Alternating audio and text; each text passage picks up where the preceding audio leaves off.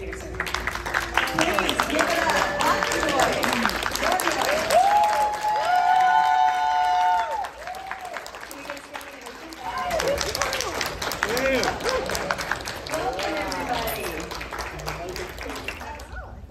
What a reception. Oh, great. Whoa. So we'll go ahead and we'll just start talking to the crowd. How does that sound? Good to begin, yeah? That's excellent. Okay, so, let's just start off with something simple. Like, how are you enjoying your con so far? Well, speaking for myself, it is remarkable to me to see how many of you have shown up to see us.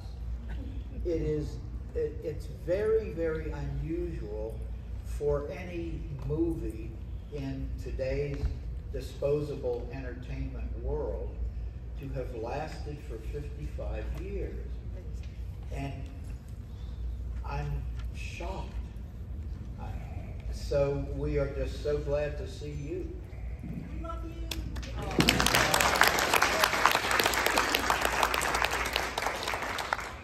Please never, ever forget that without you here, without you caring about our little film, we wouldn't be here. We are so, so grateful to you for giving us a legacy that we never, ever dreamed we would have. So thank you all for that.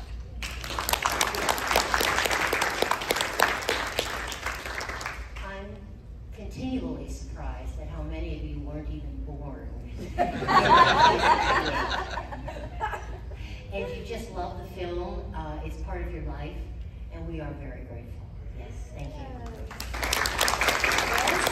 And like you said, in this day of disposable entertainment, this is one that has just stood the test of time, and I think will for forever. This one is never going to go away, no matter what new technology or new film comes out. I hope that means that we did something right. Apparently you did everything right. Well, you start to think, we broke a lot of barriers. Yes. Back in 1968. Just having a black man and a white woman in a film together was unheard of at that time. Right. Having a young girl kill her mother, having everybody die in the film. Nobody, there was always somebody who survived in horror film up to that time. But the barriers we broke, I think, truly helped us continue this legacy. And that was thank you to the storytelling ability of John Russo and George Romero. I mean, we all had so-called roundtable idea sessions about what if this happened, what if that happened. But ultimately, it was the responsibility of George and John Russo to put the final story together, and they did a hell of a job.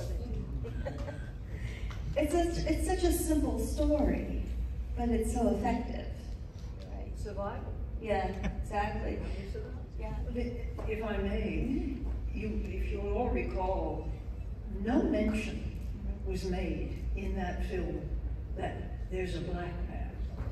No color was brought up. It was human beings doing their best to survive, which is what we're all about on this planet anyway.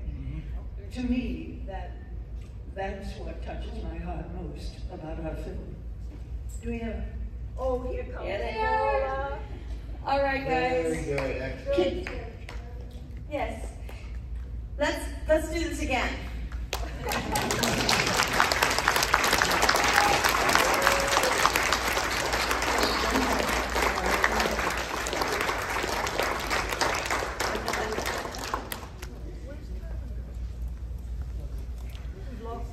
We've lost Kyra.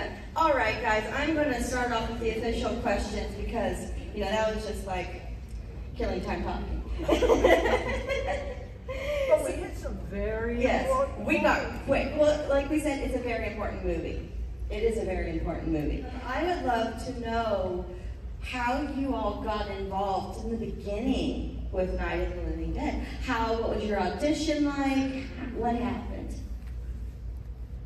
Well, about 8 years before Night of the Living Dead came to be, George Romero and I were two struggling young filmmakers in Pittsburgh, and frankly, we had to do something to keep groceries on the table.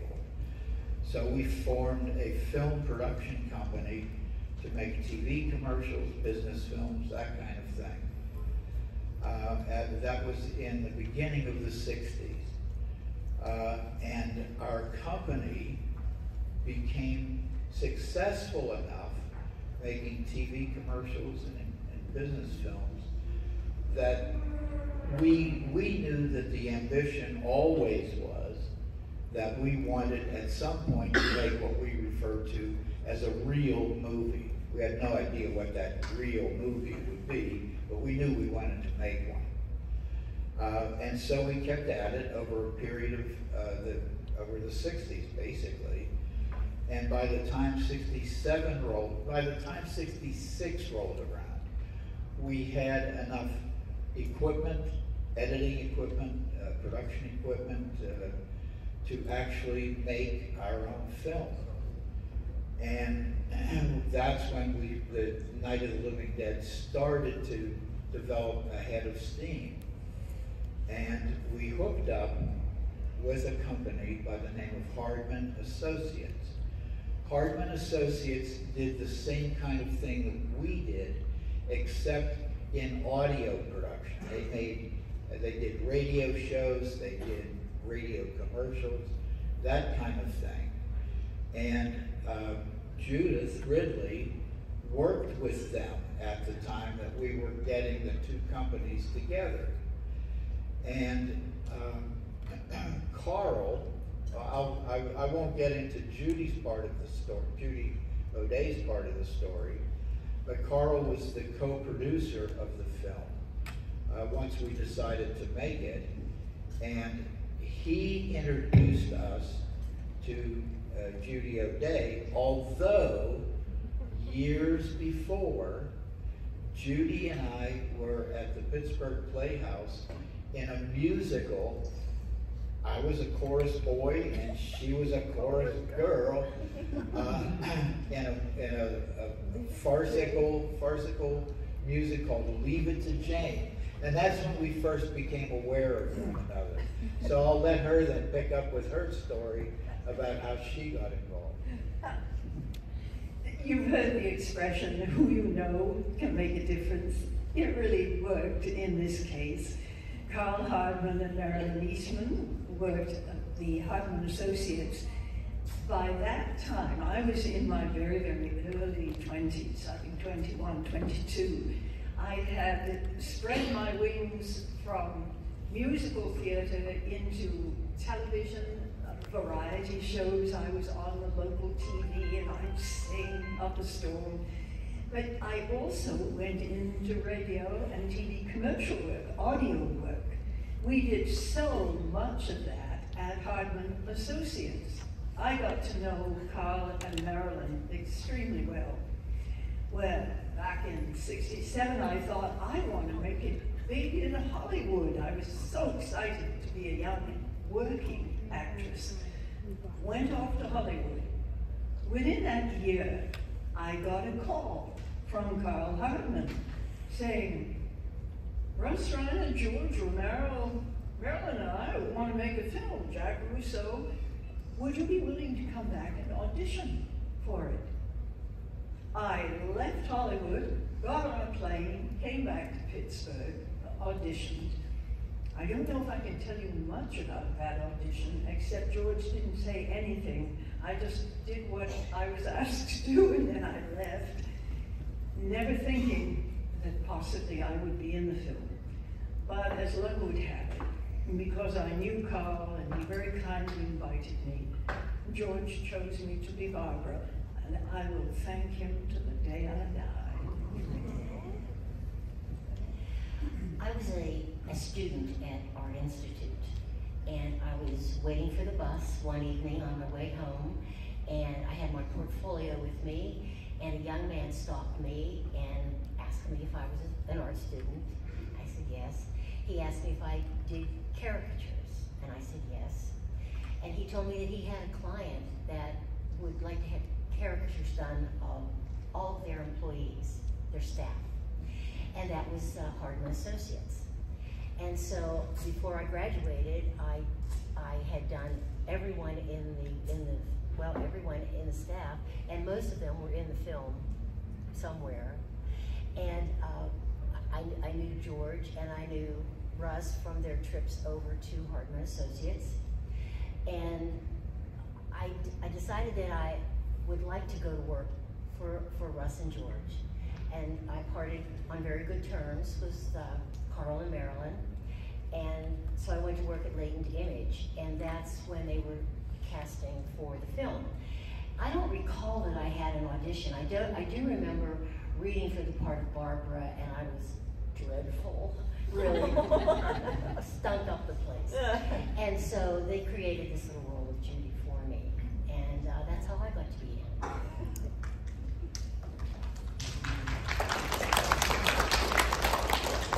I replaced Judy at Hardman Associates, and I was actively working there when the movie started. I wasn't asked to be in it, I was told to be.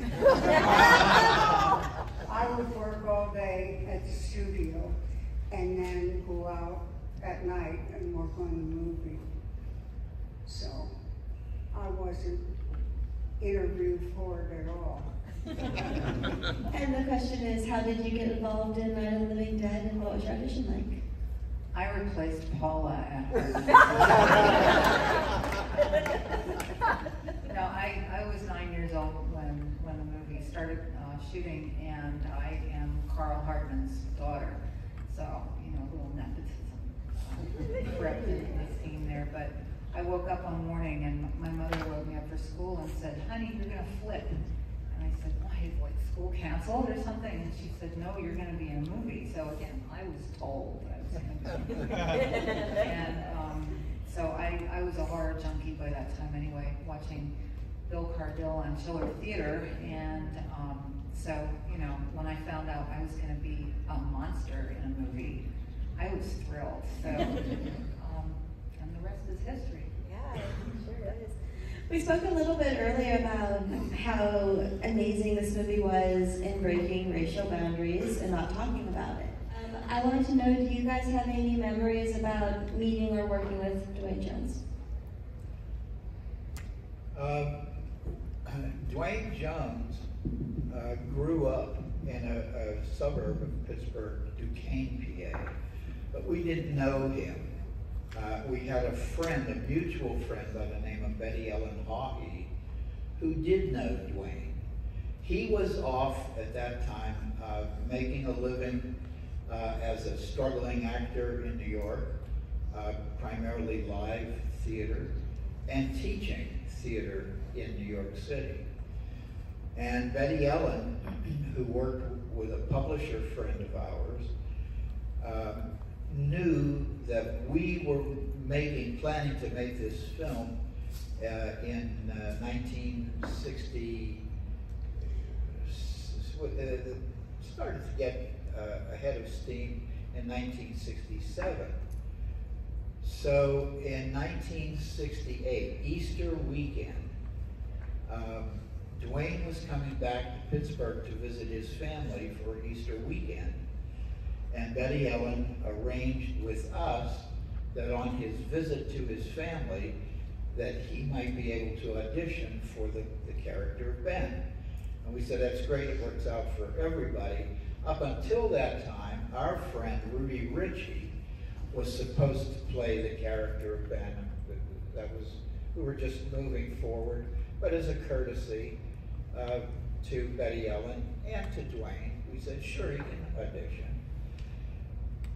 That Easter Sunday did it for us. He came in and auditioned. Carl and Marilyn were there. I was there. I don't know if you were there or not. And that was it. He delivered the Ben lines, and there was hands down, even Rudy Ritchie voted for him to be Ben. So that's how that all came together. I want to put one footnote on what Judy had to say about her working at Hardman Eastman. She was part of the casting process as well, although she may not remember it.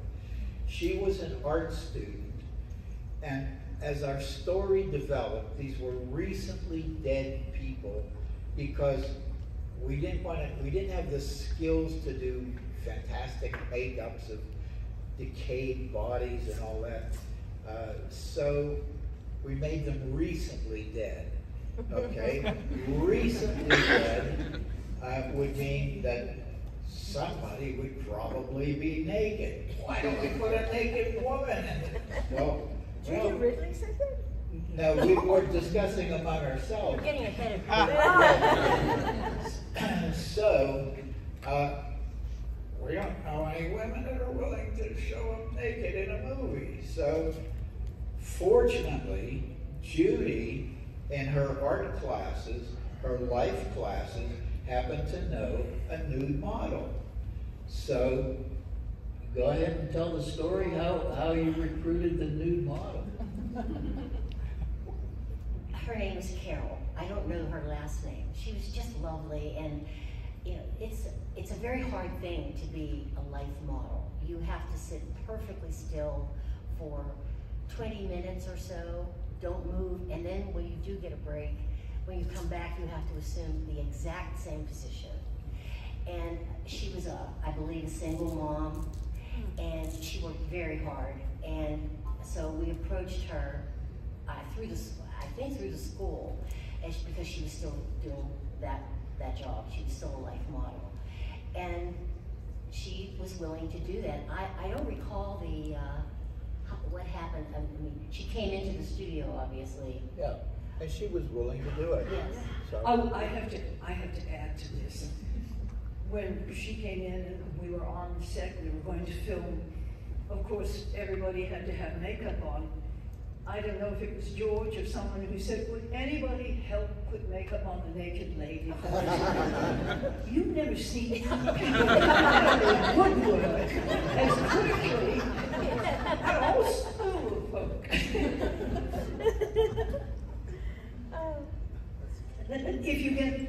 If you only have a few words, for me, for Dwayne, intellectual, a classy man, a very classy man. Smoked like a chimney, loved to read. When he wasn't on set working, he was sitting either talking with Carl, because they were fast friends, smoking and reading something terribly intellectual. It was, I'm going to tell a story out of whatever it is, whatever the expression is, but remember in the movie where we are putting up the boards? I was trying in my catatonic way to help. Dwayne had a very difficult time with a hammer, trying to hit that nail. And by God, he had a tough time. He hit his thumb, I think, more than he ever hit the nail. It got to the point where we'd sink the nail almost into the wood, and then we'd put that up, and Dwayne would give it that final whack to get it in. But I'll never forget. I think he was far better actor than he was a carpenter. I can relate. I cannot swing a hammer and hit the nail without bending it over. So. I was only on the set when they were shooting my scenes. So, but I do recall Dwayne sitting under a tree in a lawn chair, like a director's chair, reading. He was quiet, he was eloquent, very regal-looking gentleman. And I don't think any of us ever really thought about the color of his skin. It was a non-issue, ever. And but everyone thought the world of him, really. He was just a fine man, a gentleman. I didn't get to work with him, so I didn't know him. He threw me across the room.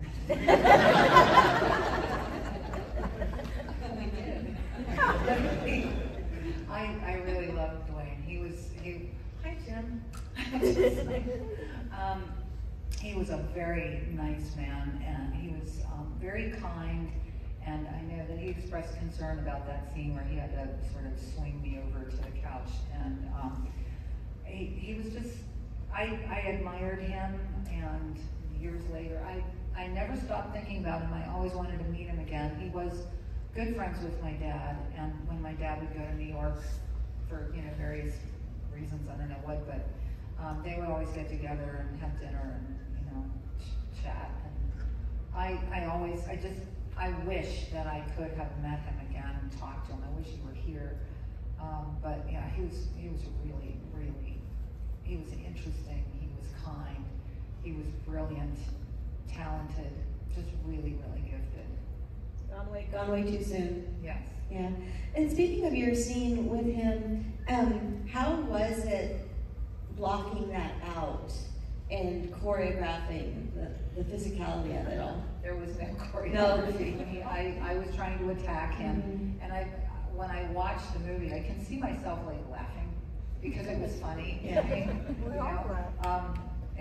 But I laughed on camera, which if you watch carefully, you can see that. But yeah, it just seemed funny to me. It still seems funny. I don't know that I could ever do anything like that with a straight face, but yeah, he just kind of very gently, just kind of tossed me onto the couch. I didn't get hurt at all, right. Which was his concern. I don't right. hurt you. So he didn't want to, I was never a little kid. I wasn't born, 8 feet tall, but he didn't want to injure a kid. So there was no choreography. It was just bye. I love it. Do we have any audience questions? I know you got them. Yes.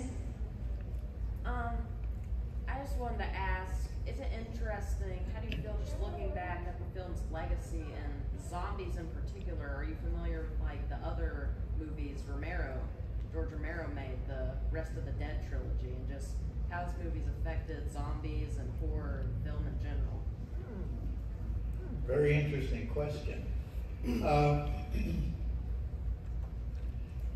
George always had a concern. He and I were friends for 60 years by the time he passed away, and that friendship never ended. Was always sensitive to the fact that because of Night of the Living Dead, George, as the director, the industry has a tendency to try to pigeonhole you. Once you become noted for doing a particular kind of work, whether you're an artist or a writer or whatever, people expect you to replicate that success somehow. And I must say that George, although he became absolutely skillful about the genre and very sensitive to nuance about the genre, the business missed out by not exploring other paths of George Romero. He was capable of so much more, although each of his movies about zombies became very, very successful. He, in private conversations with him, he had so many great ideas and visualization of stories. It's a shame that he didn't get a chance to explore more of that. Overall, I want to say something about, especially to young people, Night of the Living Dead, I think, is a very good example of how, if you have an idea, regardless of what the limitations are, whatever the barriers are, stick to it. You may have the next Night of the Living Dead swirling around in your brain someplace. But the important thing is, once you start it, once you make a commitment to it, you gotta finish it. It can't be a couple of pages of a script idea that end up in a cardboard box in your garage, because nobody will see it. If you have confidence in starting it, have confidence in finishing it.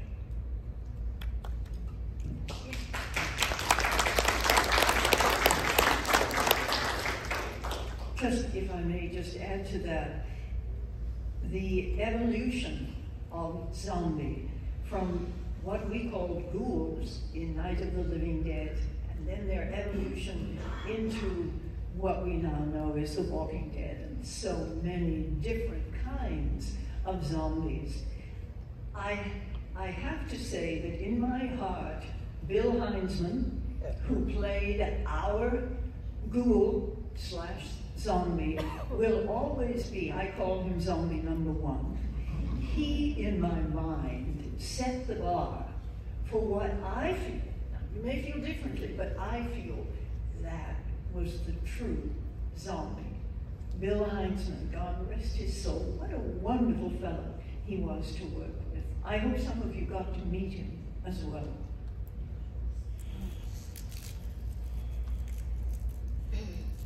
Horror films are not really my thing.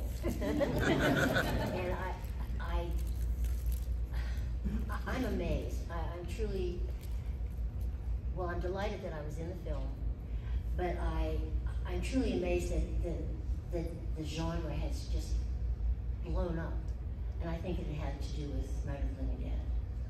So I'm delighted to have been part of that.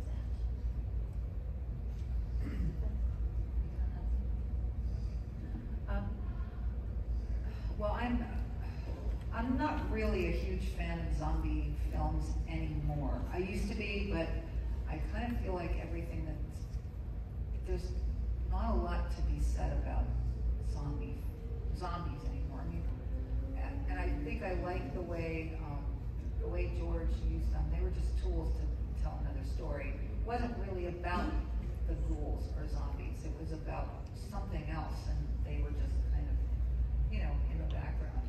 Night of the Living Dead isn't really about zombies. It's about people and how they interact with each other. And I think that the more zombie films that I see, it's just about the zombies, and that's kind of like boring. I think that the interesting stories are the ones that are really about the interactions between people and how we can work together or tear our worlds apart. And what happened how you in Night deal of with the Living Dead. crisis. Yeah, how you deal with the crisis. And I mean, our world is in crisis all the time, but particularly now, and I think we need to maybe take a lesson from Night of the Living Dead and learn to work together. Yeah. For Russ, when you fall and crack your head on the gravestone, how was that actually done? It looks like you really did. It does.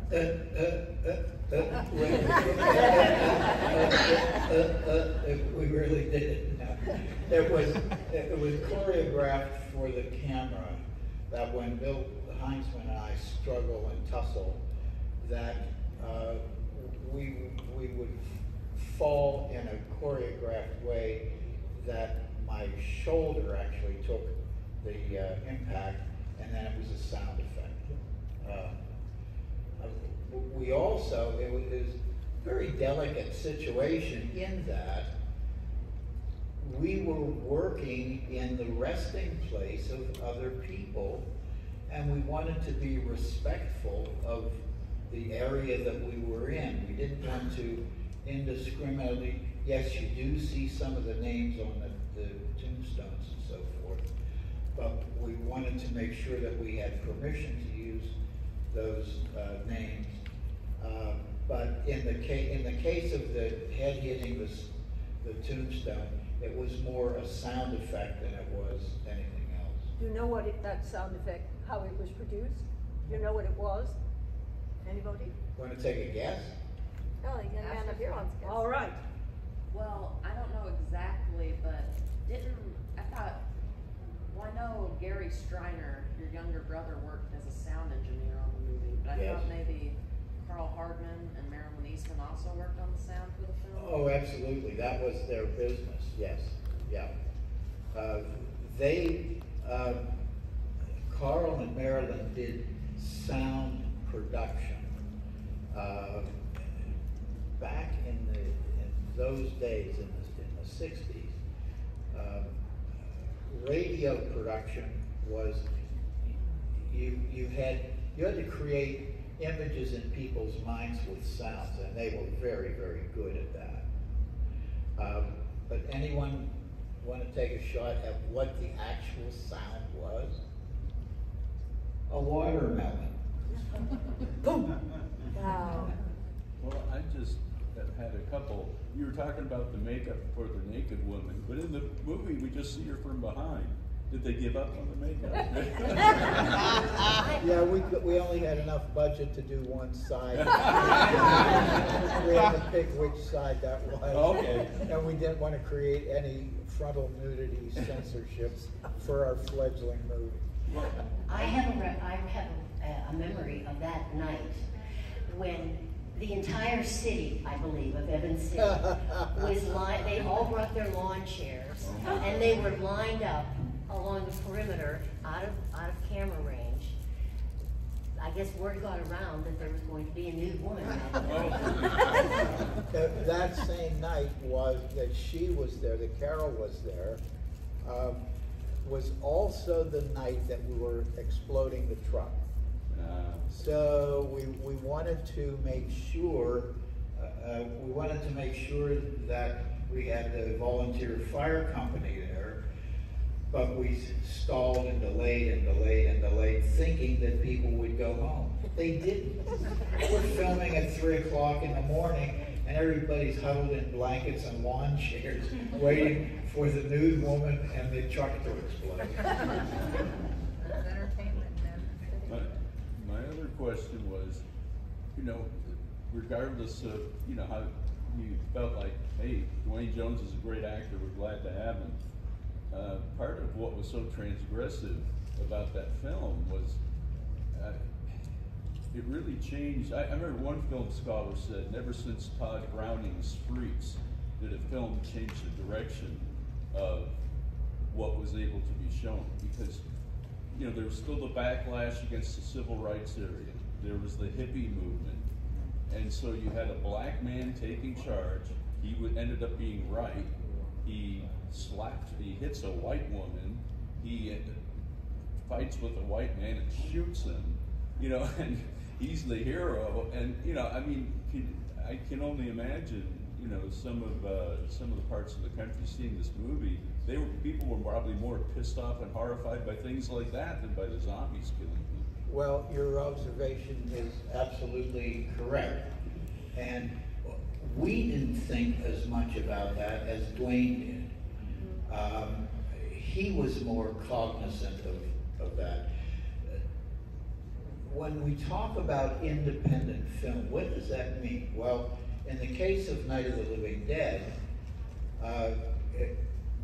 we were the investors, including some of the people here in front of you today, were the investors. So what that meant was we had no studio executives looking over our shoulder saying, well, we don't think you should do that. And the boys upstairs, they're not going for this one. Nobody could tell us what to do. So what that resulted in is we made the movie that we wanted to make. We considered for a very brief time, about a minute, whether to shoot a happy ending. In other words, this was our first time out of the gate with a movie, and it does not end very happily. And so what happens if we get our money, our investors' money, and nobody wants our film because it's such a downer? Well, that's the crapshoot that creative people have to take. And that's what we did, and in the case of Night of the Living Dead, it paid off. Well, I think those kind of endings are the most honest in a horror film. Because in a horror film, opens a door that can't be closed, so that tack on a happy ending doesn't make sense. Absolutely. There's a child who kills its own mother, and then a black man who kills a white child. I mean, the thing is just loaded with things that piss people off at the time. Absolutely. And if you look at what's happening in this country now, with people being afraid of what they call it, the replacement, they call it replacement theory. It's not really a theory. It's bullshit. Yeah, I know. People are as afraid of black people as ever, you know. The Night of the Living Dead is a movie that from the very opening scene starts to take things away from the audience. Mm-hmm. And if you think about it, if you step through the film, it goes all the way to the end, taking things away from you, yes, and ultimately taking the hero away from you. Yes. When Russ mentioned that Dwayne was more cognizant of the racial potential here, if I may, when we did our scene, originally Barbara was to strike Ben 3 times in her anger, wanting to get out to find Johnny. That was upsetting for Dwayne. He spoke with George and said, I am not comfortable having that happen. It's all right if Barbara hits me once, but I cannot quite do 3 strikes. George totally rewrote it, totally understood his feelings about it, and that's why it ended up the way it was, which I think is totally appropriate. Anyone in here? Yes. Yeah, I know a lot of times, because I've been in a couple movies, that they take a lot of takes a lot of times. How many takes do you have to take on that one for getting slapped is one of the questions? Or we didn't have an awful lot of money to waste on repeating. We had film stock and we only had so much of it to use. I would say that we averaged maybe just 1 or 2 shots if it was a serious scene. Some of the bigger scenes with the posses and whatnot, we had a little bit more, but we had to be very careful. We didn't have the luxury of doing what major studios do, and they'll take hundreds of shots. When the bean counters get involved, there's always the shooting ratio. What's the shooting ratio? What's the shooting ratio? That means that in Night of the Living Dead, Night of the Living Dead is a 93-minute film. Our shooting ratio was about 3 to 1. So for every foot of 35mm film that ended up getting used, we shot 2 to 3 more feet that didn't get into the film.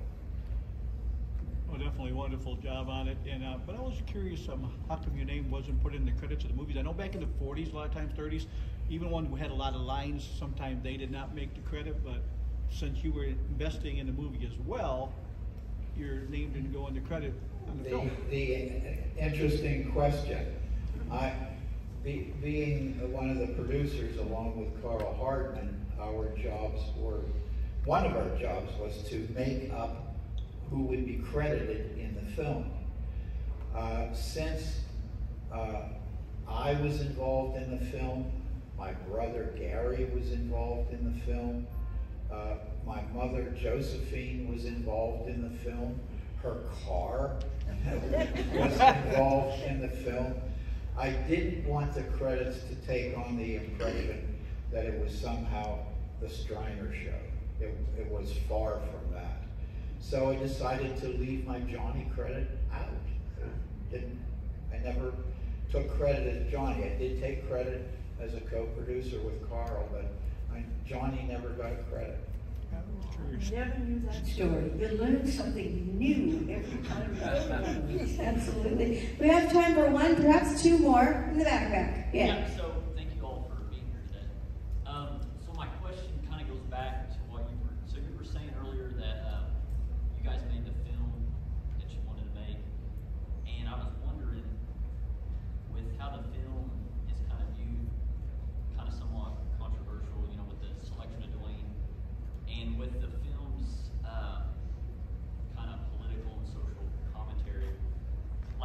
that your guys' like intentions to be controversial, or is it more so you guys just set out to make the best film possible?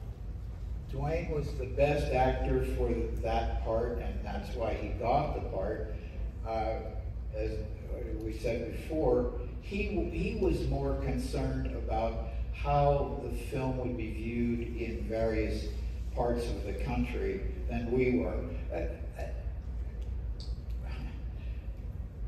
We were clever about some things, but we were really dumb about some other things. We never even thought about, well, maybe people in certain parts of the country won't like this juxtaposition of white men and women juxtaposed with a blackout. We never thought about it. But what you did say about wanting to make the best film we could, it was lovely being independent because we did have greater freedom to do that. But I, as a young actress at that time, was so thrilled to have the opportunity to make a feature film that my sense for all of us was we worked our tails off to make what we felt was the best we could do with the resources, both financial and otherwise, that we had. That really was at the heart and soul of it. We didn't laugh because, oh, we're making a silly horror film. We took it dead seriously. It really was. And I hope that as the years have gone by, that people sense that we were serious about what we were creating. Yes? Oh, hi. First, I want to thank you all for making the greatest horror film in my estimation. I'm not much of a big, all of the zombie movies, but this one is a classic. And this is a big deck, you know, for us to be here. But for Russell, this may sound silly, but, and so many people have probably come up to you and said this, but was it your idea to say, they're coming to get you, Barbara? And did Boris Karloff ever say anything about that? I don't know if he did, but I borrowed from him just a little bit. The line was actually written, but it was written a little bit differently. But when it came to filming it, and Johnny being the whiner that he was, and tormentor that he was of Barbara, it just occurred to me that Johnny would deliver the line in his tormenting way, borrowing from Boris Karloff, "They're coming to get you, Barbara." Classic. I have a couple more round questions. I'll start at this end this time. I want to know, what was your reactions from friends and family when the movie was released, and then even later, years down the line? Well, I was able to invite a couple of my friends to the premiere, and they were thrilled to be there. And I spent most of the movie turned around watching their reactions to the various scenes because I knew what was going to be coming, and so it was fun. I mean, my friends were really into it. I think my mother took some flack, from people that she knew, how could you let your daughter be in this terrible movie? And she said, what? It's a movie. It's not real. She knows the difference. Back off. So, but good mom. Yeah, she was. I mean, she was kind of a horror fan too. I used to watch movies with her, so that's where I got my love of horror. Was not from my dad, but from my mother. So, yeah, but everybody at that time gave a positive response, and I felt very, very lucky. I still get from family and friends and people that I meet along the way that it was such a wonderful thing to be able to be in a movie, and it was such a wonderful movie to be in, and a lot of I can't think of the anyhow, very positive. It was very positive feedback, and I still get very positive feedback.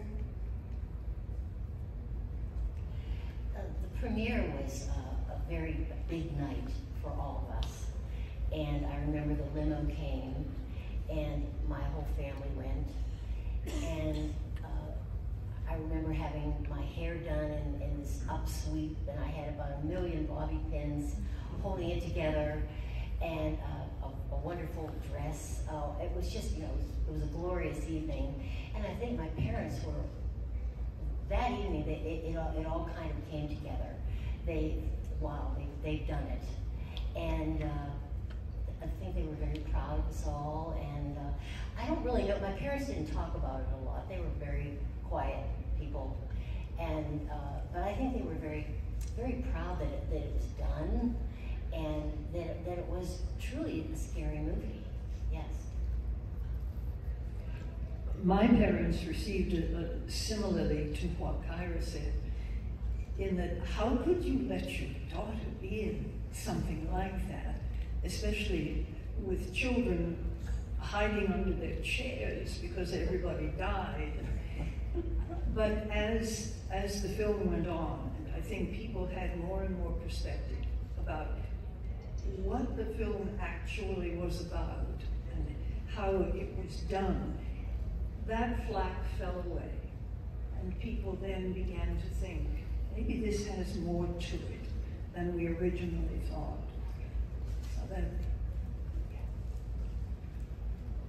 we did put together a very large premiere, 1,400 seat theater, which was filled.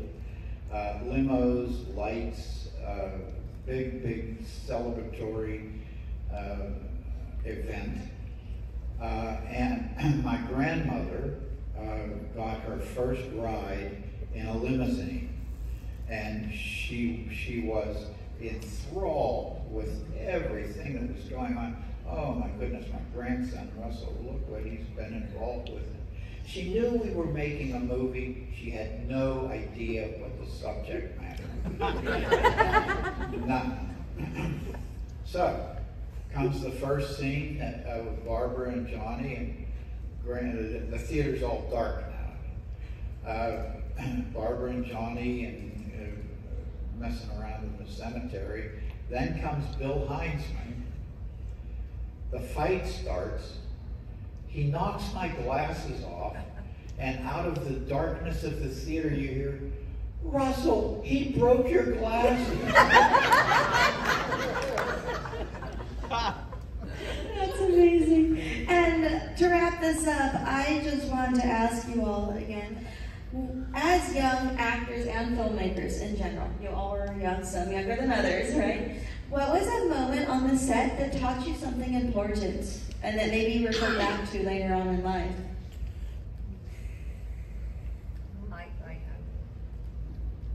Bosco is delicious.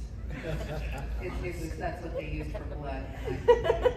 So I recommend, if you're ever making a movie that requires blood and it's in black and white, use Bosco. Words to live by. What is Bosco? I was the same age, I am the same age as Judy. I was 20 years old and a college student, and I had a great time. I mean, I know the actors that were involved, seriously involved, took this all very seriously, and that's part of why the movie's successful. But us on the fringes, it was a wonderful time. We'd sit in the kitchen and talk about if a tree falls in the forest, doesn't make noise. Very college-like thing at the time. So I don't remember any lifelong lessons from it. I just remember it was a good time, and I'm glad I was able to do it. A lot of us wore different hats during the making of the film. You just did it. You wanted to do anything you could to help. And when you start something, you finish it. That's my takeaway. That's an interesting question. I was talking with some wonderful people this morning, as I have yesterday. It's been absolutely incredible conversations. What I have come away with performing in general is believability.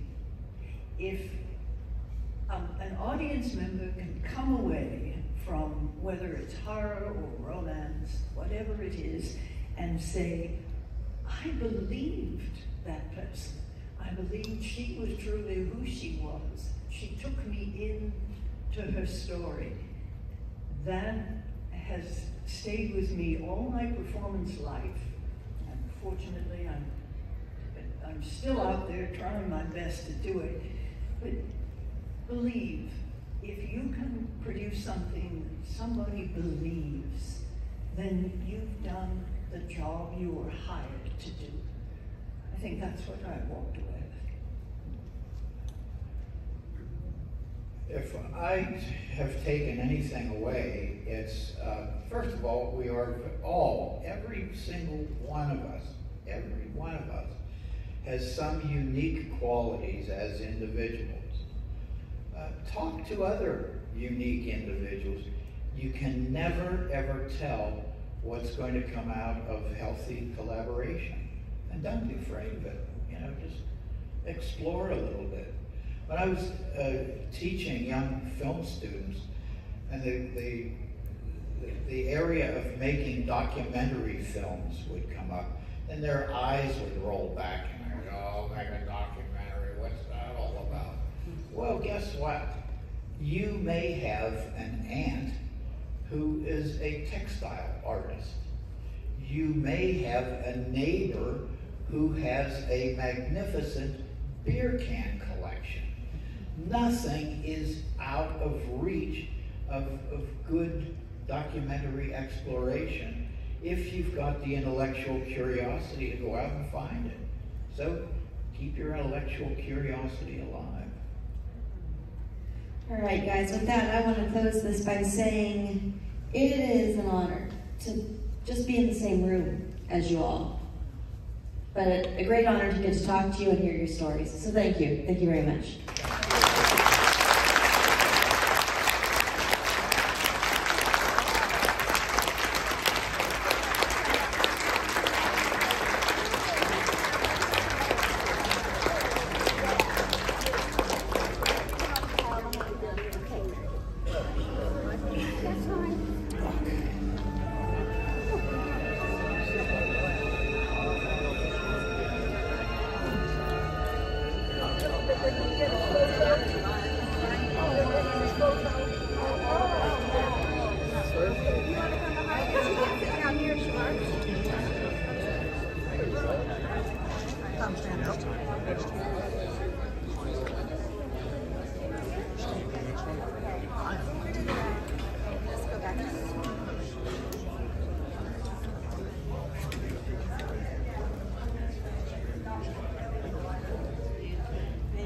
Everyone else was getting fun off too. I love it. Thank you guys so much. It really was a great honor for them to